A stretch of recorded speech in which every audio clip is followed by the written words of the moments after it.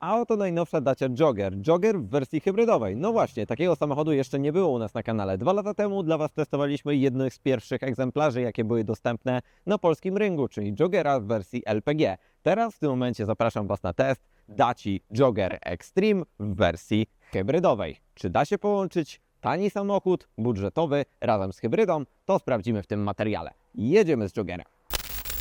No słuchajcie, ale jako że znajdujemy się w tak pięknym miejscu, to nawet tani i budżetowy samochód może wyglądać świetnie, a Jogger okazuje się, że naprawdę ma parę ładnych walorów, jeśli chodzi o swoją stylistykę. I w tym kolorze także dosyć dobrze wygląda i uważam, że lepiej wygląda niż w tym kolorze khaki.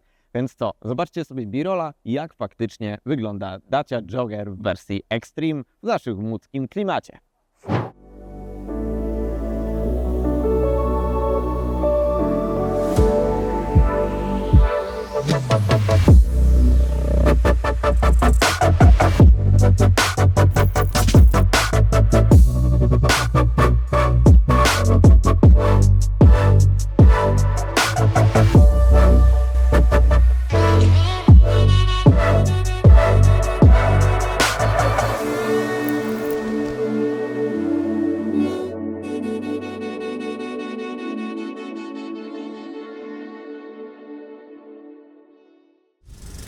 No dobrze, ale zanim przejdziemy do materiału o Daci Jogger, nie zapomnijcie dołączyć do subskrybentów kanału Motookiem, bo to dzięki właśnie Waszym subskrypcjom my testujemy coraz to ciekawsze, coraz to nowsze technologie, nawet w tak budżetowych markach jak Dacia. Więc co, nie zapomnij dołączyć do subskrybentów, a my sobie przechodzimy już do materiału o Daci Jogger.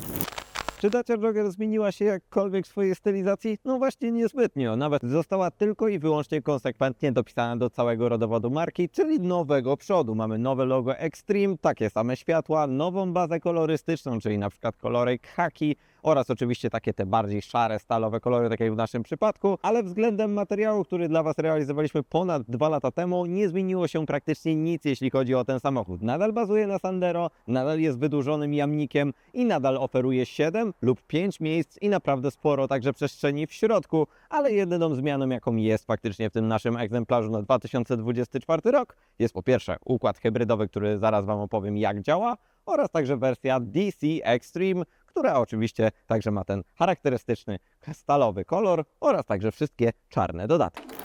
A czym wyróżnia się Dacia Jogger w wersji Extreme? Okazuje się, że niezbytnio za dużą ilością elementów. Oprócz tego, że macie dodatkowy wyróżnik, że jest to wersja hybrydowa, macie dodatkowo inny kolor oraz oczywiście standardowe elementy dla pakietu DC Extreme. Czarne koła, dodatkowo miedziane także wstawki, macie także linie izometryczne właśnie w formie takich nalepek tutaj na niskim poziomie, jeśli chodzi o drzwi, dodatkowa nalepka pionowa właśnie z napisem DC oraz oczywiście także lusterka polakierowane oraz kilka dodatków w formie takiego ciepłego, brązowego, miedzianego koloru oraz mała nalepka, którą możecie oczywiście sobie zdjąć, kordy związane także z najbardziej dostępnym w górach fogarskich wodospadem Capra. No właśnie, przy Transalpinie znajduje się wodospad, który także znajdziecie w formie nalepki właśnie na Daci Extreme. Za pomocą tych kordów na pewno się tam dostaniecie właśnie Joggerem. Jogger, jeśli chodzi o gamę silnikową, jest Wam dosyć dobrze znany. Wybieracie go od dobrych paru lat praktycznie wyłącznie z silnikami jednolitrowymi. Od jednolitrowego 110-konnego silnika, włącznie także z jednolitrowym 100-konnym silnikiem zwanym EcoG w połączeniu nawet z instalacją gazową. No i tu jest największy dylemat w tym samochodzie. Ekologiczność, ekonomiczność tego samochodu jest najbardziej skierowana właśnie do silnika jednolitrowego razem z fabryczną instalacją LPG, ale Dacia postanowiła, że dołoży tutaj silnik hybrydowy. Hybrydowy, który zakosiła dosłownie od swojego większego brata, czyli właśnie od Renault. A co przywędrowało właśnie pod maskę hybrydowego układu, jeśli chodzi o Joggera? Znany nam silnik na przykład z Renault Clio, Renault Captura, czy także na przykład najstarszej już teraz dostępnej Arkany. 1.6 o mocy 140 koni oraz 200 paru newtonometrów momentu obrotowego. Przyspieszenie do pierwszej setki w wymiarze 10 sekund, włącznie z tym, że Jogger to jest także w miarę lekki samochód, dzięki czemu faktycznie ta dynamika jest naprawdę na fajnym poziomie razem z tym silnikiem. Ale to żeśmy dla Was także sprawdzili.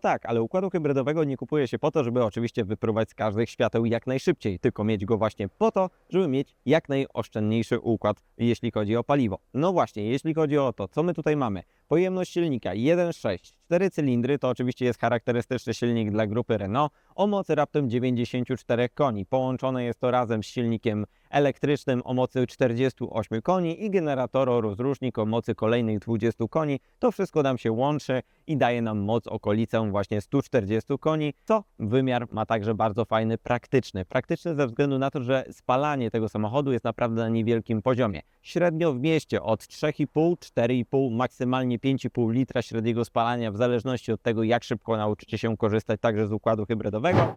Oszczędność tego samochodu wręcz mnie niesamowicie zadowala. 3,2 litra z jazdy pozamiejskiej, typowo takiej wiecie, na działkę, z powrotem, jakieś 20-30 km, ze średnią prędkością tak do okolic 100 km na godzinę. 3,2 litra, no naprawdę zaczynam uważać, że nie opłaca się kupować silnika z gazem. W trasie nawet i 6,3 litra. 128 km autostradą, od 120 do 140 km na godzinę, czasem oczywiście delikatnym plusem, 6,3 litra. To pokazuje, że Jogger w wersji hybrydowej jest w stanie mniej spalić nawet niż ta jednolitrowa jednostka razem z LPG. No i gdzie ten cały downsizing? No właśnie, lepiej mieć większy silnik z hybrydą i spalać mniej na trasie niż mieć jednolitrowy karton mleka plus instalację gazową. Tu uważam, że jest bardzo fajnym wynikiem i mniejszym wynikiem spalania niż w przypadku jednolitrowego układu silnikowego razem z instalacją LPG. Jak to jest wszystko skonstruowane? Ten układ hybrydowy nie należy także do układów hybrydowych prostych. Układy hybrydowe Toyoty, układy hybrydowe Hondy także są o wiele prostsze. W przypadku Renault to jest dosyć nowoczesna hybryda, połączona właśnie z silnikiem elektrycznym i tym generator-rozrusznikiem, ale to wszystko jest dosyć nietypowo połączone. Francuzi postanowili wybić się na wyżyny swoich technicznych oczywiście możliwości i połączyli to razem z 3-skrzyniową skrzynią biegów. Tak, dziwnie to brzmi, ale tak, macie tutaj 3 skrzynie biegów w jednym.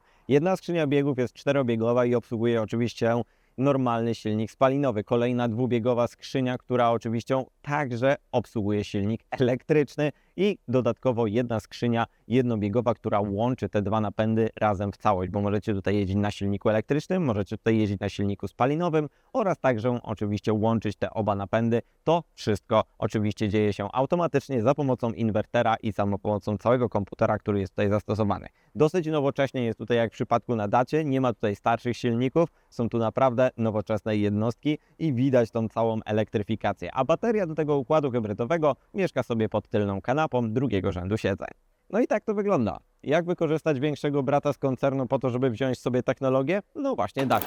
Jogger to oczywiście także ultra praktyczny samochód, ale w wersji 7-osobowej, którą możemy poznać właśnie po tych uchylnych szybkach, które mamy z tyłu, niestety ma pewną wadę. Wcześniejsza wersja testowa była 5-osobowa, a teraz mamy 7-osobową. I teraz widzicie tą największą wadę, czyli 160 litrów pojemności bagażnika przy rozłożonych wszystkich możliwych fotelach, co równa się praktycznie wielkości takiej, jak znajdziecie w Toyocie Aygo. Niestety pojemność jest na tyle mała, że praktycznie nasz plecak ledwo co się tutaj mieści, plus dodatkowe jakieś akcesoria, to praktycznie ta przestrzeń w większości znika. Na szczęście możecie sobie wszystko powyjmować i kiedy opróżnicie już bagażnik, możecie jakkolwiek bardziej tą przestrzeń powiedzmy zwiększyć. Te dwa fotele oczywiście są składane za pomocą tych czerwonych tasiemek, ale na początku musicie pociągnąć tutaj tą dźwigienkę, położyć także oczywiście fotele na płask, a następnie pociągnąć te dwa sznureczki i po prostu przesunąć całą kanapę do przodu. Teraz w tym momencie macie okolice 600 litrów pojemności bagażnika. Gdyby Wam to było za mało,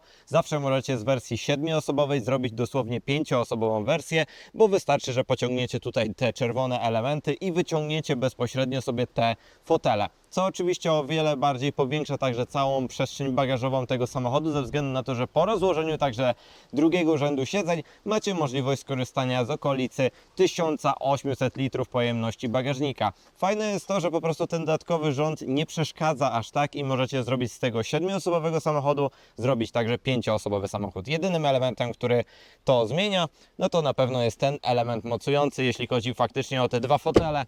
Tylko zwróćcie też uwagę na to, że te fotele, kiedy je złożycie, niestety tak do końca jakoś pewnie zamontowane niestety nie są. One się opierają i zapierają się tak naprawdę o fotele przednie, ale do końca bym temu rozwiązaniu jakoś tak nie ufał. Więc dlatego ja, jak mam możliwość, to wolę jednak jeździć z pełnym możliwym otwarciem także wszystkich foteli. A, no i zapomniałbym o tym. Roleta. Roleta, kiedy macie rozłożone wszystkie rzędy siedzeń, nie ma gdziekolwiek, jakkolwiek jej zostawić, więc ląduje u Was w garażu albo po prostu wrzucona tak, po prostu, dosłownie pomiędzy rzędy siedzeń. Ale pojemność bagażnika w takiej wersji jest po prostu, no, skandalicznie mała. No dobra, ale czas sprawdzić, czy w ogóle 7-osobowa wersja jakkolwiek jest praktyczna. Jeśli chodzi o Joggera, miejsca z tyłu jest oczywiście bardzo dużo, nawet dla tych 5 osób, bo to środkowe miejsce jest naprawdę dosyć duże. W końcu jest to samochód MPV. Ale jak się tutaj wsiada, ciągniecie tą zieloną, typowo daciową, kolorystycznie także szelkę, pociągacie ją do przodu i stwierdzacie, no nie do końca, wystarczy pociągnąć jeszcze dalej i fotel Wam się przechyli, tak żebyście mogli jakkolwiek zasiąść tam do tyłu. Okazuje się, że jest całkiem nieźle, jeśli chodzi o miejsce na stopy, czy także o miejsce jakkolwiek na Wasze kolana. Spróbujmy zamknąć sobie także ten fotel. I krótko mówiąc, przy moim 1,80 m wzrostu, tu jest naprawdę całkiem nieźle, jeśli chodzi o jakkolwiek jaki komfort. Zobaczcie, że ja mam przestrzeni na nogi całkiem nieźle. Moje kolana także nie są w wysokości po prostu pod brodą. Mam także gdzie odłożyć jakikolwiek kubeczek. Mam także podłokietnik, co prawda plastikowy, ale uważam, że na jakimś dystansie w szczególności to w zupełności wystarczy. No mamy tutaj ewentualnie jedno światełko, 12V złącze i to jest praktycznie powiedzmy tyle. No i oczywiście te uchylne szybki za pomocą oczywiście tych klipsów, to jest jakakolwiek nasza wentylacja tutaj z tyłu, ale jestem bardzo pozytywnie zaskoczony tym, ile jest tutaj przestrzeni i ile tutaj jest dosłownie miejsca także na stopy, więc uważam, że naprawdę Jogger jest bardzo fajnym samochodem 7-osobowym, naprawdę zasługuje na miano jednego z najlepszych aktualnie MPV dostępnych, bo zbytnio konkurencji także nie ma. Pociągamy jedno, praktycznie stopą możemy już sobie pchnąć drugie i wyjście jest całkiem niezłe. Długie drzwi, spory rozstaw osi i wielkie wejście do środka daje Wam po prostu łatwy, przyjemny komfort wsiadania. Wnętrze Joggera to oczywiście jest to samo wnętrze, o którym Wam już opowiadałem, jeśli chodzi właśnie o poprzednią wersję, ale warto tutaj na pewno wspomnieć o tym, że mamy tutaj te same fotele, co w przypadku Daci Sandero Stepway w wersji Extreme. Ja nie jestem zbytnio ich fanem ze względu na ten materiał, który jest tutaj zastosowany. Bardzo ładnie jest tutaj wytłoczone logo, oczywiście DC. Te materiały są naprawdę przyjemne, jeśli chodzi w miarę o dotyk, ale ten materiał na środku jest nadal nieoddychalny. To jest oczywiście jakaś rodzaju oczywiście ekoskóra, która niestety nie jest kompletnie przepuszczalna i niestety po dłuższym czasie po prostu Wasze plecy niestety się dosyć mocno pocą ze względu właśnie na tą wstawkę na środku, która niestety nie oddycha. Ale wnętrze, o we wnętrzu delikatnie zmian parę jest, jeśli chodzi oczywiście o Extreme. Mamy tutaj ten dekor, który się pojawił w formie takiego powiedzmy ala meszowego, oczywiście takiej wstaweczki. Tak to nadal jest to oczywiście standardowo twarde całe wnętrze, które jest standardowe dla całej oczywiście gamy modelowej Daci, ale zmian jest także parę. Włączmy sobie oczywiście za pomocą przycisku Engine Start. Multimedia są oczywiście te same, macie także integrację ze smartfonem Android Auto, Apple CarPlay, bezprzewodowo to działa i tutaj Dacia po prostu zawsze to robiła dosyć dobrze i nadal jest ok. Mamy także ten uchwyt do telefonu, jest także port USB, ale zmiany jeśli chodzi o wersję hybrydową wiążą się także ze zmianą wyświetlacza. Wyświetlacz, który tak naprawdę został mocno zmieniony względem tego, co było faktycznie dostępne w standardowym Joggerze. Tam macie klasyczne, standardowe wskazówki i tradycyjny po prostu wyświetlacz, który był znany właśnie już z produktów Renault, które były produkowane parę lat temu. Tutaj mamy dosyć nowoczesny system w formie wyświetlacza. Wyświetlacza, który jest dosyć mocno personalizowany także według Was. Prawa strona jest w stanie wyświetlać różnego rodzaju infografiki w formie temperatury wody, zużycia aktualnego paliwa, dystansu, czy także przepływ energii, który jest właśnie w tej hybrydzie i co się aktualnie z nią dzieje. Po prawej stronie możecie także sobie sterować oczywiście tym prędkościomierzem, który jeździ góra-dół i macie także dodatkowe wskazania takie jak Lane Assist, czy także właśnie wskaźnik, co się dzieje też z układem hybrydowym. Macie także wskaźnik paliwa oraz także wskaźnik naładowania akumulatora i to jest tak naprawdę wszystko. Nadal pozostały charakterystyczne dźwigienki, nadal charakterystyczna duża kierownica, a środek to jest to, co już opowiadałem Wam w przypadku oczywiście także Daci Sandero Stepway. To jest 1:1 to samo wnętrze, jedynie co się różni się tym przyciskiem eSave, który oczywiście zatrzymuje energię w akumulatorze, tak żebyście mogli wykorzystać ją na później. Dodatkowo także macie tryb gruntowa droga, bo to jest wersja Extreme, no i zmieniony port USB-A na USB-C, bo jest to wersja po faceliftingu. Ważniejszy element, czyli automat, charakterystyczny automat i wybierak skrzyni biegów, taki jak był stosowany w Arkanie, bardzo prosty, praktycznie jednoliniowy, dzięki czemu faktycznie nie musicie zmieniać biegów w mieście. No i dodatkowo automatyczny, elektryczny hamulec ręczny, który w zwykłym joggerze jest za dopłatą, tu jest w standardzie, ale niestety Dacia postanowiła nie wykorzystać systemu Auto Hold, który jest na przykład stosowany w Renault Clio i niestety za każdym razem musicie trzymać nogę na hamulcu, bo niestety automatycznie on się nie zaciąga. I tak naprawdę to jest wszystko to samo, nie różni zbytnio się za dużą ilością rzeczy, to jest nadal ten sam znany nam jogger, który był wcześniej. No i jedziemy z tematem.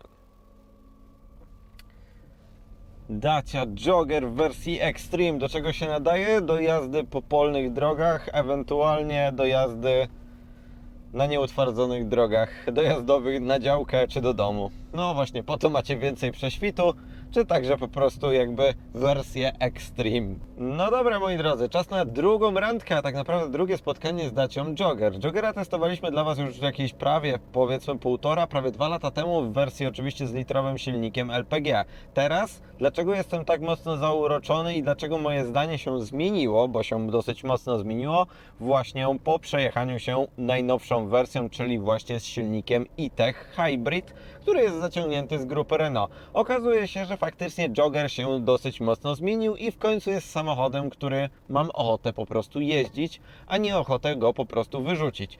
Wersja z jednolitrowym silnikiem LPG oraz z manualną skrzynią biegów jest po prostu czymś mocno uporczywym. Jest czymś po prostu, czego nie dzierżę, ze względu na to, że 1 oraz 2 dosyć mocno haczy w 6-biegowej skrzyni biegów, która jest tam zastosowana, oraz do tego także samo sprzęgło działa bardzo mocno specyficznie, no i klekot taki i telepanie 3-cylindrowej jednostki, niestety to nie jest jakiś super rewelacyjne, ale Dacia postanowiła wziąć faktycznie układ hybrydowy z Renault Clio, Renault Captura, Renault Arkany i tymi samochodami naprawdę bardzo przyjemnie się jeździło, czy to Arkaną, czy Capturem, naprawdę dłuższe kilometry nie sprawiały żadnego problemu, bo układ hybrydowy jest niesamowicie cichy oraz także bardzo mocno sprawny oraz w końcu też ma swoją przyjemną kulturę pracy. Jeśli chodzi o jazdę tym samochodem, no to warto zwrócić uwagę na to, że jakby konstrukcyjnie nic się nie zmieniło. Nadal macie bardzo prosty samochód, jeśli chodzi o budowę, nadal bardzo proste zawieszenie, czy to z przodu, czy to z tyłu, ale zmieniła się jedna rzecz, na przykład te pikacze, bo wersja 2025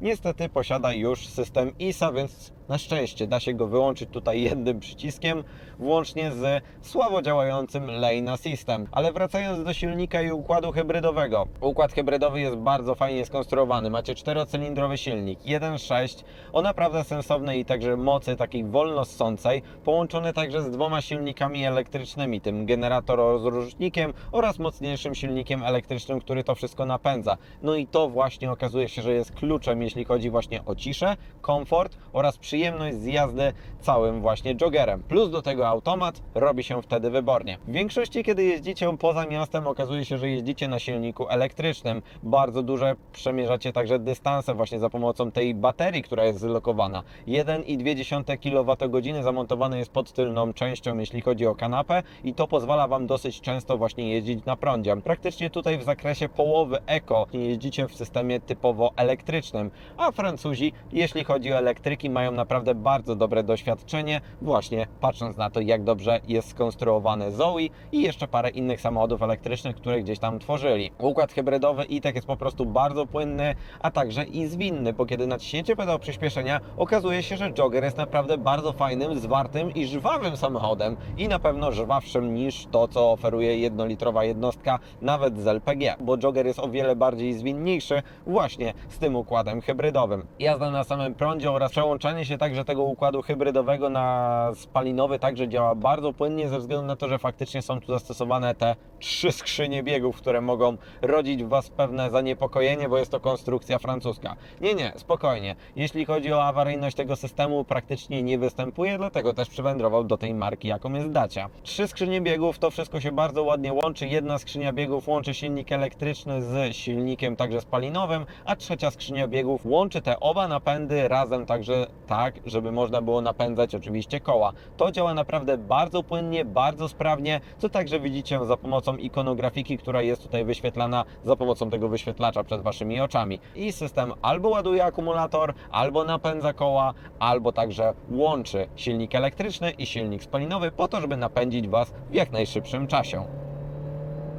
I co ważne, akustyka jest także o wiele lepsza. Bardziej przyjemny jest dźwięk tego silnika 1.6 niż w przypadku właśnie silnika 1.0. Nie macie tego trekotania, jest o wiele bardziej przyjemnie, a ten automat także robi bardzo fajną robotę i też nie jest to skrzynia CVT, która wyje w niebogłosy, tylko po prostu bardzo fajnie te 2-3 biegi są zmieniane właśnie tego silnika spalinowego. Mam wrażenie także, że Jogger w wersji Extreme Hybrid został delikatnie lepiej wygłuszony. Jakoś mam wrażenie, że jest tu troszeczkę mniejszy efekt rezonansu niż występował w poprzednim Joggerze, ale może być to też efekt tego, że mamy teraz wersję 7-osobową, która ma dodatkowe fotele jeszcze w ostatnim rzędzie, dzięki czemu faktycznie jest więcej materiału i tego jakby rezonansu mniej słyszycie. W poprzednim samochodzie wyczuwany było przeze mnie najczęściej taki efekt pudełka rezonansowego, gdzie po prostu większość rzeczy spod podwozia było bardzo mocno słyszane w nadwoziu, a teraz uważam, że jest trochę lepiej i coś tutaj raczej inżynierowie albo zmienili, albo jest to po prostu efekt tego, że mamy 7-osobową wersję.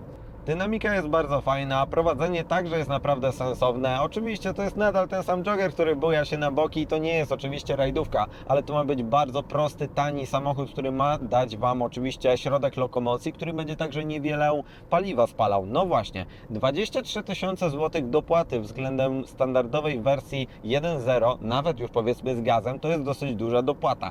I czy to daje Wam efekty, jeśli chodzi jakiekolwiek w formie spalania? No właśnie okazuje się, że tak. Na początku, kiedy wsiadłem w ten samochód, zobaczyłem pierwsze co, to było ponad 800 km zasięgu na jednym baku. Tak, to było oczywiście bardzo fajne wrażenie. Kiedy ja zacząłem jeździć tym samochodem, na autostradzie okazało się, że spokojnie 6,2 do 6,5 litra na 100 km jesteście w stanie sobie osiągnąć, ale kiedy zaczynacie jeździć w trybie miejskim lub pozamiejskim, Jogger nagle pokazuje swoje walory, jeśli chodzi o układ hybrydowy, czyli niskie spalanie. No właśnie, niskie spalanie, dzięki któremu faktycznie przejedziecie aż tak dużo kilometrów.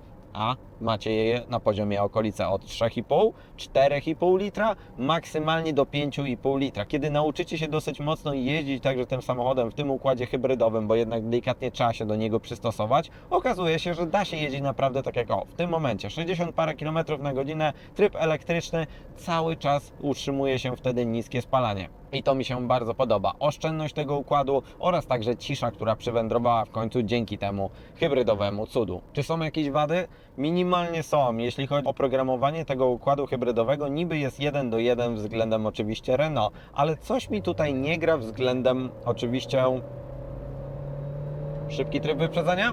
I wracamy do merytoryki. Delikatnie mi coś tu nie gra z oprogramowaniem tej skrzyni. Potrafi czasem w pewnych momentach lekko się zgubić na temat tego, co ma do końca zrobić. Czy ma włączyć silnik elektryczny, czy ma włączyć silnik hybrydowy, czy ma także jak zarządzać tą energią. Potrafią się pojawić takie dziwne niuanse, ale na szczęście nie jest to dosyć częste. Najczęściej ten układ jest dosyć dobrze sprogramowany, dzięki czemu faktycznie wie, w którym momencie ma także odpalić silnik elektryczny, kiedy się toczycie oraz kiedy hamujecie w formie rekuperacji, która jest tutaj także zastosowana i daje oczywiście ten efekt, że doładowywuje bardzo szybko tą baterię. No, płynność tego układu jest wręcz niesamowita. Samochód startuje w prądzie, samochód w pierwsze kilometry porusza się także elektrycznie.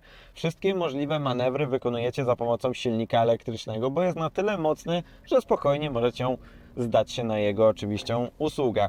I to mi się naprawdę podoba. I tak oto mocno Jogger się także zmienił, wkładając mu silnik hybrydowy, wkładając mu silnik także elektryczny oraz silnik spalinowy połączony w tą nietypową konstrukcję hybrydową. Okazuje się, że nagle stał się bardzo fajnym, rozsądnym także samochodem, oferującym tak dużą przestrzeń też w środku. To jest wręcz coś niedowierzającego, jak faktycznie jedna zmiana w tym samochodzie postanowiła dać taką fajną, wymierną korzyść, jaką jest duża przestrzeń, niskie spalanie oraz także ten nowoczesny układ hybrydowy, dosyć skomplikowany, ale działający już naprawdę z dosyć długą także stażem, jeśli chodzi o Renault i kompletną bezawaryjnością, więc kurczę, to naprawdę okazuje się, że w końcu Jogger dostał fajny silnik, który jest także żwawy, dynamiczny i oszczędny, a nie tylko ma 3 cylindry i połączone to wszystko z gazem, który faktycznie jest tańszy, ale nie daje Wam takiej przyjemności z jazdy jak to.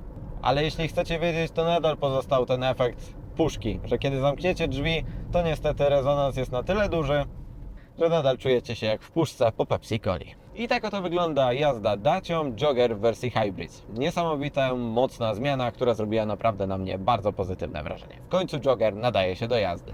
No dobrze, ale ile faktycznie kosztuje dopłata do wersji hybrydowej? Bo samochód Dacia Jogger miał być oczywiście samochodem dużym, pojemnym oraz także oszczędnym i faktycznie najtańsze wersje, jeśli chodzi o standardową benzynową wersję, możecie zakupić już nawet od 90 paru tysięcy złotych. Jeśli chodzi o wersję hybrydową, niestety musicie dopłacić okolice 23 tysięcy złotych i jesteście zmuszeni do wzięcia środkowej wersji wyposażenia. Ceny od 104 tysięcy złotych aż po 119 tysięcy złotych w wersji 7-osobowej, która niestety podraża delikatnie ten samochód. Nasza wersja testowa, dopakowana we wszystkie możliwe dodatki oraz wersja DC Extreme, czyli najwyższa wersja wyposażenia, kosztuje 124 tysiące złotych. Ale uważam, że i tak te 23 tysiące złotych dopłaty za to, że macie o wiele wygodniejszy samochód, lepiej wyciszony oraz także w końcu z automatyczną skrzynią biegów i naprawdę niewiele palący, to jest naprawdę bardzo dobre i uczciwe pieniądze. Dacia Jogger. Bardzo fajny samochód, który okazuje się, że w wersji hybrydowej jest jeszcze lepszy niż testowaliśmy go nawet te 2 lata temu. Okazuje się, że wersja z 1-litrowym silnikiem LPG ma niestety dosyć dużo wad, w szczególności właśnie skrzynię biegów, a wersja hybrydowa dostała automat, niższe spalanie i delikatnie lepsze wygłuszenie i to naprawdę cenię, jeśli chodzi o tak budżetowe samochody. Dopłata 23 tysiące złotych niestety jest dosyć dużą dopłatą, ale uważam, że naprawdę warto dopłacić do nowego Joggera w wersji hybrydowej, w szczególności przez jego spalanie oraz także przez komfort, który po prostu został poprawiony. No i w końcu ten automat, który po prostu uwielbiam. A ja serdecznie Wam dziękuję za obejrzenie tego materiału. Nie zapomnijcie także o subskrypcji kanału Motookiem. No i także 2 inne filmy aktualnie wyświetlają Wam się na miły wieczór do obejrzenia. A my widzimy się w kolejnym teście, czy to Daci, czy to Jaguara, a może jeszcze innej nowej marki na kanale. Więc co? Dzięki, do zobaczenia, cześć, hej!